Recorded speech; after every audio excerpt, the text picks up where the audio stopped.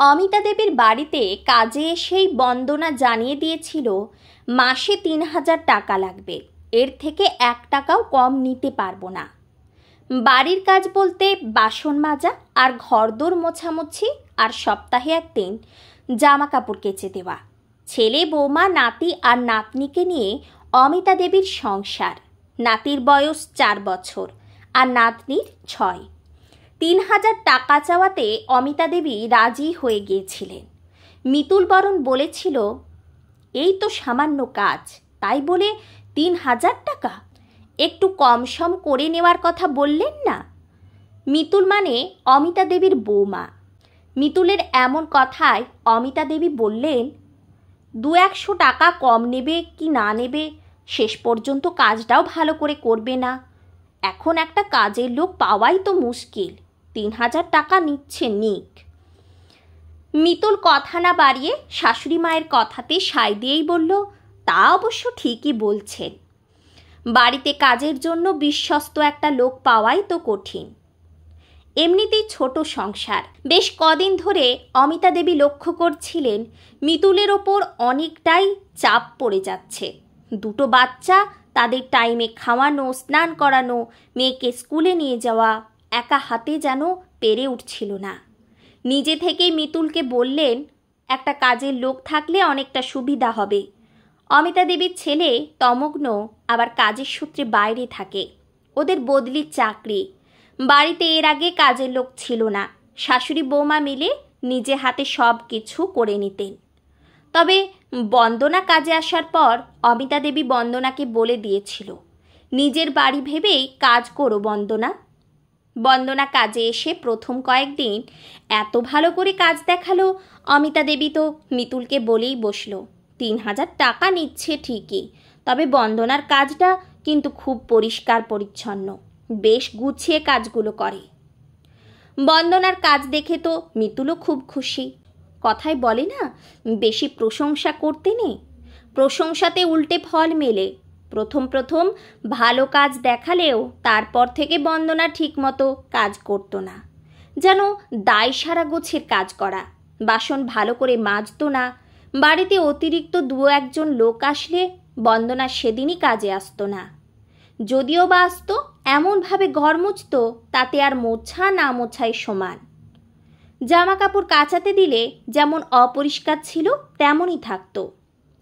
এইভাবে কদিন চলার পর অমিতা দেবী বন্দনাকে ডেকে বলতে, বন্দনা বলল, আরও ভালো কাজ করলে মাইনে বাড়াতে হবে। তোমার নাতি নাতনি যেভাবে ঘর নোংরা করে তাতে ওই টাকায় হয় না। ওই তো 2টো বাচ্চা নিয়ে থাকো, তাতে এটো বাসন পড়বে গাদা গুচ্ছের। মাইনে বাড়াও, তা না হলে বাড়তি কাজ নিজেরা করে নিও। অমিতা দেবী শান্তিপ্রিয় মানুষ, কাজের লোকের সঙ্গে ঝগড়াঝাটি করাটা ঠিক পোষায় না, তাই আর তর্ক করে না। কয়েকদিন যেতে না যেতেই বন্দনা জানালো, আমি 1 সপ্তাহের জন্য ছুটি নেব, তাই কাজে আসতে পারবো না। অমিতা দেবী শুনে জিজ্ঞেস করেছিল, 1 সপ্তাহ তা বলে? মুখটা বেঁকিয়ে বন্দনা বলল, 1 সপ্তাহই লাগবে, না পোষালে অন্য লোক দেখে নিও। অমিতা দেবী আর কথা বাড়ায়নি। এদিকে বন্দনাও 1 সপ্তাহের নাম করে 15 দিন কাজে এলো না। ছুটি কাটিয়ে বন্দনা তারপর কাজে এলো।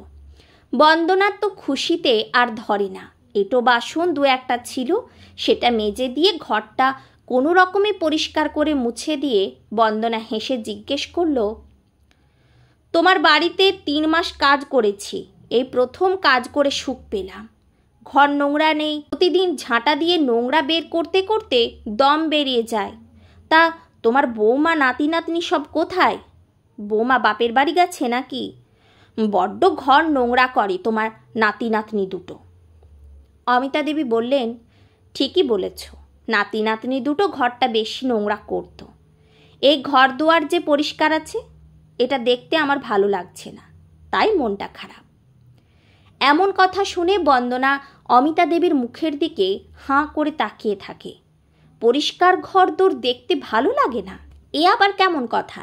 বন্দনা ঠিক বুঝে উঠতে পারার আগেই কিছুক্ষণ চুপ করে থেকে অমিতা দেবী বললেন, বন্দনা, তোমাকে কাল থেকে আর কাজে আসতে হবে না।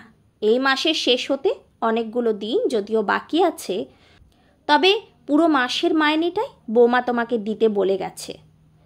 ছেলে তো বদলির চাকরি, ছেলের অসুবিধাও হচ্ছিল, বৌমা এখানেই থাকতে চেয়েছিল। আমি বললাম ছেলের অসুবিধা হচ্ছে, তুমি বরং চলে যাও।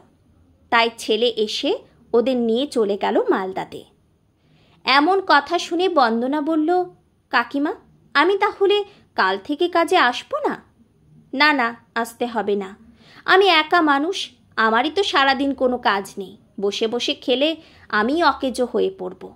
যতদিন শক্তি আছে ততদিন কাজ করি বরং।